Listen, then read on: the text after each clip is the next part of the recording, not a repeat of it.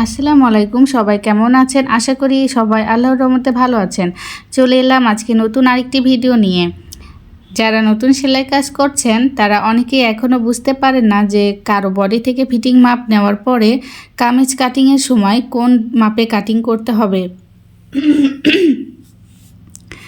এরপর কেউ যদি কোনো বাচ্চা ড্রেস তৈরি করতে বলে এবং সেই বাচ্চার ড্রেস তৈরি করতে কতটুকু কাপড় লাগবে সেটা যদি কোনো কাস্টমার জিজ্ঞাসা করে, তাহলে কিভাবে বুঝবেন আসলে ড্রেসটি তৈরি করতে কতটুকু কাপড় লাগবে। তো আজকে আমি সহজভাবে আপনাদের বুঝিয়ে দিব যে কিভাবে বুঝবেন কোন বয়সের বাচ্চার জন্য কতটুকু কাপড় লাগবে। ভিডিওটা মনোযোগ সহকারে দেখবেন এবং বোঝার চেষ্টা করবেন আমি কি বলি। তো আপনারা ভিডিওটি দেখতে থাকুন। আরেকটি কথা, যারা আমার ভিডিওটি দেখছেন তারা আমার ভিডিওতে লাইক করে দিবেন আর আমার চ্যানেলটি সাবস্ক্রাইব করেই আমার পাশে থাকবেন। যারা অলরেডি কাজটি করে দিয়েছেন তাদেরকে অসংখ্য ধন্যবাদ। বাচ্চাদের ড্রেস তৈরি করতে কতটুকু কাপড় লাগে সেটা বাচ্চার বয়স অনুযায়ী বলা হয়, তবে বাচ্চার বয়সটা তেমন ম্যাটার করে না, কারণ কোনো বাচ্চার বয়সের তুলনায় গ্রোথ বেশি হয়, আবার কোনো বাচ্চার বয়সের তুলনায় গ্রোথ কম হয়ে থাকে। তো সেক্ষেত্রে আপনারা কীভাবে বুঝবেন যে কোন বাচ্চার জন্য কতটুকু কাপড় লাগবে। প্রথমে যে বাচ্চার জন্য ড্রেস তৈরি করবেন সে বাচ্চার লম্বার মাপটা নেবেন এবং তার বডির ফিটিং মাপটা নেবেন। তো লম্বার মাপটি নেবার পর কাপড়ের আইডিয়াটা যেভাবে দিবেন আমি একটা সূত্র বলে দিচ্ছি, সেই সূত্র ফলো করে সকল বয়সের বাচ্চাদের ড্রেস তৈরি করতে পারবেন আর অসুবিধাটা হবে না। বাচ্চার বডি থেকে যতটুকু লম্বা জামা বানাতে বলবে কাস্টমার ততটুকু লম্বার মাপটা নেবেন। মাপটা যদি ধরেন 25 ইঞ্চি হয়, মনে করেন যে জামার মাপটা লম্বার মাপটা 25 ইঞ্চি, তো জামাটা যদি কাস্টমার 25 ইঞ্চি লম্বা বানাতে বলে তখন আপনি কি করে বুঝবেন যে 25 ইঞ্চিতে কতটুকু কাপড় লাগবে।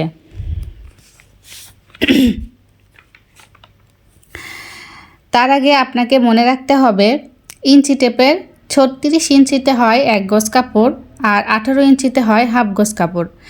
এখন 25 ইঞ্চি লম্বা অনুযায়ী আমরা কাপড়ের হিসাবটা বের করব। 1 গজ কাপড় হয় 36 ইঞ্চিতে। 1 গজ কাপড়কে যদি 2 ভাজে ভাঁজ করি তাহলে এক পাটে লম্বা হবে 18 ইঞ্চি, কিন্তু বাচ্চার জামার লম্বা 25 ইঞ্চি। তো 1 গজ কাপড়ে তো 25 ইঞ্চি লম্বা আসবে না, তখন মনে মনে আরও হাফ গজ কাপড়ে ওই 1 গজ কাপড়ের সাথে যোগ করব। তো হাফ গজ কাপড় 2 ভাজে ভাঁজ করলে 9 ইঞ্চি হবে। আগের 1 গজ থেকে 18 ইঞ্চি পেলাম আর এক পাটের জন্য, আর হাফ গজ থেকে 9 ইঞ্চি পেলাম এক পাটের জন্য। তো টোটাল এক পাটের লম্বা হচ্ছে 27 ইঞ্চি। 18 + 9 = 27 ইঞ্চি হবে। তাহলে আমাদের টোটাল কাপড় লাগবে হচ্ছে 1.5 গজ।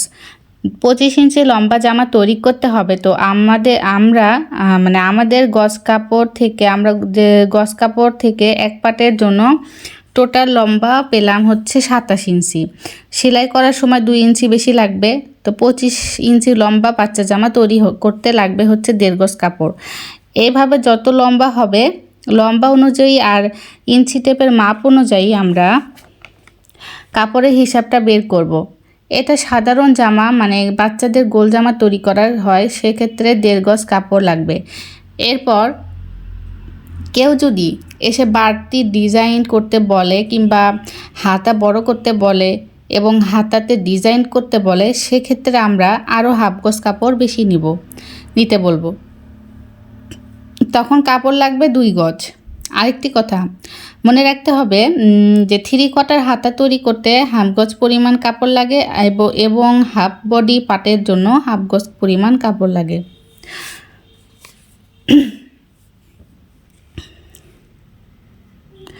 তো এরপরে আসি হচ্ছে কামিজ তৈরি করার ক্ষেত্রে আমরা কিভাবে বডি থেকে মাপ নিয়ে বুঝবো আসলে কাটিং করার সময় কি মাপটা নিব। তো আমরা যখন কামিজ তৈরি করব সেক্ষেত্রে বডি থেকে মাপ নেবেন এবং ইঞ্চি টেপের ফিতা দিয়ে বডি ফিটিং মাপটা নেবেন এবং ফিটিং মাপটি নেওয়ার পরে যে মাপটি আসবে সেই মাপের সঙ্গে 3 ইঞ্চি পরিমাণ যোগ করতে হবে। 3 ইঞ্চি পরিমাণ যোগ করে যেটা আসবে সেই মাপ অনুযায়ী আমাদের হচ্ছে কামিজটা কাটিং করতে হবে। তো এভাবে আমরা বডি পার্টের মাপ ফিটিং মাপ নেওয়ার পর 3 ইঞ্চি যোগ করব, কোমরের ফিটিং মাপ নেওয়ার পর 3 ইঞ্চি যোগ করব এবং হিপের ফিটিং মাপ নেওয়ার পর 3 ইঞ্চি যোগ করব। সেটা সব বয়সী মানে সব সাইজের বডির ক্ষেত্রেই। তো ধরেন 37 ইঞ্চি বডির মাপ ফিটিং মাপটা আমরা নিয়েছি 37 ইঞ্চি টোটাল, একদম ফিটিং করে মাপটা নেওয়ার পর 37 ইঞ্চি মাপটা এসেছে। তো 37 ইঞ্চির সঙ্গে আমরা 3 ইঞ্চি পরিমাণ যোগ করব, করে হবে 40 ইঞ্চি। তখন আমরা তার কামিজটা কাটিং করব 40 ইঞ্চি বডির মাপে। তাহলে তার কামিজটা একদম সুন্দর মতো তার গায়ে সেটিং হবে।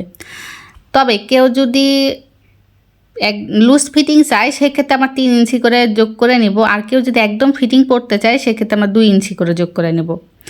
এরপর কোমরের মাপ যদি আসে হচ্ছে 33 ইঞ্চি ফিটিং মাপটা, তো তার সঙ্গে আমরা 3 ইঞ্চি যোগ করে দেব, তাহলে হবে 36 ইঞ্চি বডি মানে কোমরের মাপ। সেই 36 ইঞ্চি মাপ অনুযায়ী আমরা কিন্তু কামিজটা কাটিং করব। এরপর হিপের মাপ আসে যদি 37 ইঞ্চি, তো সেক্ষেত্রে আরও 3 ইঞ্চি যোগ করলে হয় 40 ইঞ্চি। তো হিপের মাপটা আমরা 40 ইঞ্চি অনুসারে কাটবো। এটা হলো যারা লুজ ফিটিং পড়তে পছন্দ করে তাদের ক্ষেত্রে 3 ইঞ্চি করে যোগ দিব, আর যারা একদম ফিটিং পড়তে পছন্দ করে তাদের জন্য সব 3 পার্টেই 2 ইঞ্চি করে যোগ দেবো। তো এরপর হলো বলি যে আমি তো বোঝানোর চেষ্টা করলাম আপনাদের, তো কতটুকু বোঝাতে পেরেছি আমি জানি না, তবে কিছু কিছু কথা শুনে নিজেদের বুঝে নিতে হয়, আপনারা নিজের মতো করে একটু বুঝে নেবেন। তো এরপরে বলি আমি একটু মানে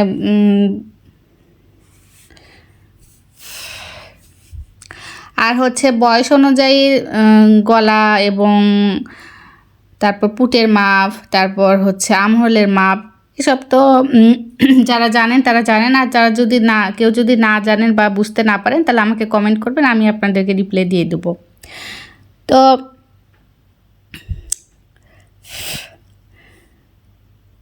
আমি আমার মতো করে বোঝানোর চেষ্টা করলাম, জানি না কতটুকু বোঝাতে পেরেছি। তো এইটা একটা কামিজ সেলাই করছি, তো এই কামিজটা হচ্ছে কাজ করা কামিজ। তো আপনাদের সাথে কথা বলতে বলতে অলরেডি কামিজটা সেলাই করা হয়ে গেল। তো এখন আমি 2 সাইডে সেলাই করে নিচ্ছি। তো একটা আপু আমাকে কমেন্ট করেছিলেন যে আমি নাকি সেলাইয়ের মজুরি কম নিয়ে থাকি। তো আসলে কম মজুরি নিয়ে থাকি কারণ আমি যেখানে থাকি সেখানে আমার আশেপাশে প্রায় সবাই আমার আত্মীয় স্বজনের মতো, তো ওনাদের কাছ থেকে বেশি মজুরি নিব এটা আমার ভালো লাগে না। তো যাই হোক আমি সেই কারণে কম মজুরি নিই। আর উনি মানে ওই আপুটা বলেছিলেন যে যাদের সেলাই ভালো তারা নাকি হচ্ছে বেশি মজুরি নিবে, কম মজুরি নিবে না। তো দেখেন সেলাই ভালো খারাপের সাথে তো সাথ নেই, সেলাই খারাপ হলে আমার আত্মীয় স্বজনও আমার কাছে কাপড় বানাতে আসতো না, আমি যতই কম মজুরি নিই না কেন, কারণ কোনো কাস্টমারই তার ড্রেসটা নষ্ট করতে যাবে না। সে দরকার হলে 100 টাকা বেশি দিয়ে অন্য জায়গায় সেলাই করে নেবে, তারপর তার পছন্দের ড্রেসটা সে নষ্ট করতে যাবে না। অবশ্যই আমি সেলাই ভালো পারি এই জন্য সে আমার কাছে আসে বানাতে, কিন্তু আমি মজুরিটা কম নিই। এটা হচ্ছে আমার যেহেতু খরচ অত হয় না, তো সেক্ষেত্রে আমি কেন এত বাড়তি মজুরি নিব? আমার মাত্র 10 টাকা খরচে আমি একটা ড্রেস তৈরি করে দিতে পারি, সেখানে তো আমার 250-300 টাকা মজুরি নেওয়ার কোনো প্রয়োজন নেই। আর ম্যাক্সি তৈরি করতে তো ওরকম কোনো খরচই হয় না, কোনো কিছু দিতে না, শুধুমাত্র 2 টাকা একটা কাটির সুতা লাগে এই আর কি। তো সেক্ষেত্রে তো আমার এখানে 100 টাকা মজুরি নেওয়ার কোনো প্রয়োজনই হয় না, বিনা ইনভেস্টে আমাদের খালি একটু পরিশ্রম করতে হয় এইটাই। সেক্ষেত্রে এত টাকা মজুরি নেওয়ার কী দরকার? তো আমি এটা মনে করি। আর আত্মীয় স্বজনের কাছ থেকে বেশি মজুরি নেওয়াটা, তারপর পাড়া প্রতিবেশী সবাই তো আমার কাছেরই, তাদের কাছ থেকে এত বেশি মজুরি নেওয়াটা আমার ভালো লাগে না। তো যাই হোক অনেক কথাই বলে ফেললাম। তো আমার কথায় যদি কোনো ভুল ত্রুটি হয়ে থাকে তাহলে আমাকে ক্ষমা সুন্দর দৃষ্টিতে দেখবেন। আজকের ভিডিওটা এ পর্যন্তই। সবাই ভালো থাকবেন, সুস্থ থাকবেন।